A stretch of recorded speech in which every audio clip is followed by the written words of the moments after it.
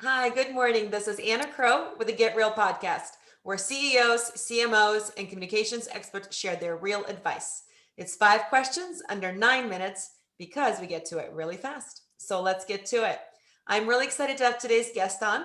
In a few sentences, could you please tell us who you are and what you do? Yeah, hey, my name is Jason Maaraoui. I'm the CEO at Vire Technologies. We're a startup.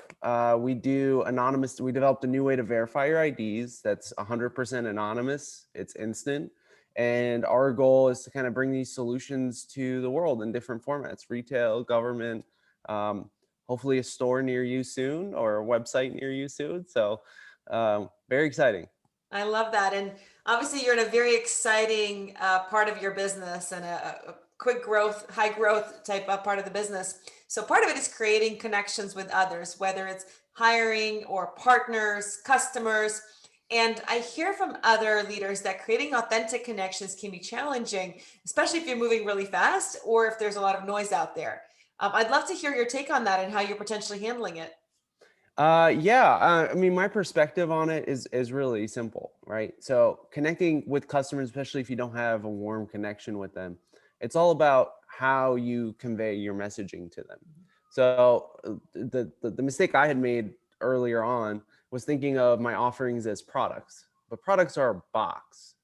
Solutions are the dreams of your customers, and to communicate with them that dream, you have to understand them, and you have to pivot your product that matches their needs. You might solve a ton of needs, but really it's all about pivoting and touching on their pain points, and doing that is really the highest form of business connection you can make. I love that advice. And you're so right. That is such a great way to engage and connect. Do you have any other real advice for other leaders? Is there anything else that you think is really important? Yeah. So really, it's for me the thing that I think is what's driving our business forward is kind of it starts with the top, like personal development, and then you have that becomes that leads to the culture of the company, and then the culture of your company is what drives your business. And for me, the change was just becoming relentless. You have to become relentless. Everything you do, whether it be a potential partnership or a customer acquisition strategy, marketing, sales, everything you have to do, you have to be really hungry for. But what I mean by that is even if you have a deal on the table, there's always something more you can do than just what's at face value. You have to always be trying to uh, gamesmanship. You have to take a deal and leverage it to another customer or put some marketing behind it or partner with another company doing another deal and cross deal, right? You need to use the context you have, be unrelentless, and build a network around your company. And that's really like the key in the early days of a startup. No, that's great advice. Appreciate you sharing that. Well, our last question is more of a fun one, but before we get to that one, are Okay. there any other successful executives such as yourself that you would like to acknowledge or give a shout out to while we have you on this podcast? Oh, absolutely. Our sister company, Horace Foster Inc. The CEO there, his name is Jack Foster Jr. He is a mentor to me. We're also sister companies, so we're really intertwined. We do digital ID verification. They do anonymous payments. So the anonymity on our side and their side, we're really interlinked, and it's super rare at this stage to be like so interlinked with another startup where I bring in the technical expertise and being able to communicate like technical sales really well. He brings in the seasoned expertise and just helping me with sales, marketing. Together, I feel like we're an unstoppable force. So I have to thank him so much for um, taking a load off of me. And I'm sure he'd say the same about what I do for him. And another piece of advice: find a mentor, find someone you click with.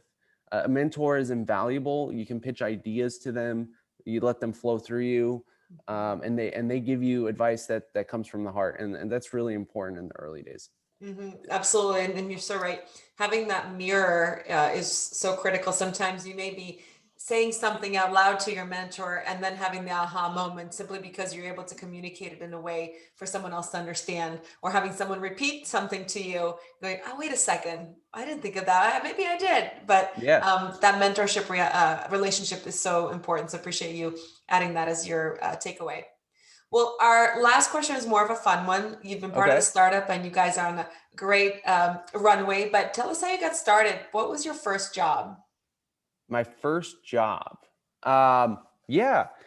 So my first job was actually volunteering for the Lebanese Red Cross. I'm Lebanese.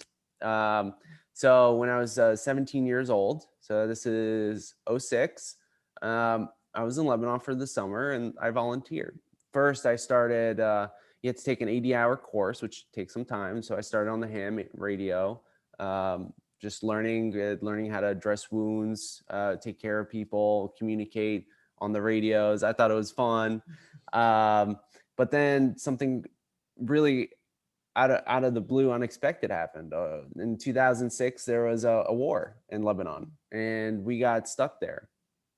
And I'm at the Red Cross, and suddenly I'm taking an ambulance and driving into war zone areas, and we're picking up people. I'm support at this point. I hadn't cleared all my certs.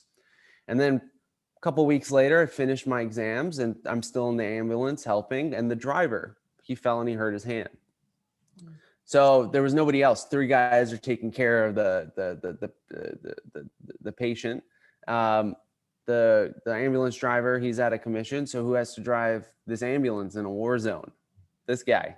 So I end up driving, and I end up driving, like, ambulances, you got to drive fast, right? And the Red Cross over there is their kind of medical care system, right? You call 911 here, over there you call the Red Cross. So we're driving, 4 or 5 lives are at stake. I'm driving this car, and we're driving fast, and we got to drive far.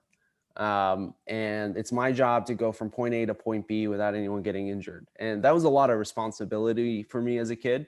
But it was a truly eye-opening experience. And I learned to take ownership. You have to take ownership of the people around you that depend on you. You take ownership of sometimes the lives of other people. And you learn that sometimes you have to be the driving force, so to speak, in your own life. Mm-hmm. So really awesome experience. And if I could do it again, I'd do it again in a heartbeat. Oh, what a powerful story. Thank you so much for sharing that. Yeah, thanks. Yeah, no, and then to be young in your age at the time and go through that, that must have left a really strong imprint on you and shaped your character, I'm sure. Absolutely. And it's made me the relentless person I am today, and it helped me drove me to catch the entrepreneurial bug. And here I am. I'm living the dream. Very cool. Well, how can people get a hold of you or learn more about the company and what you guys are up to? Yeah. So we have a website, vyyer.com. That's Vyer. You can reach me at Jason, JSON, at Vyer.com. We're also on LinkedIn, Vyer Technologies. You guys can get updates on us. We're launching a large scale pilot next week with our first customer, our first big customer, Cappies. It's 11 liquor store chain in Boston, Massachusetts. So we're excited. Things are happening. We're making partnership deals. So this is hopefully the start of an awesome journey for us.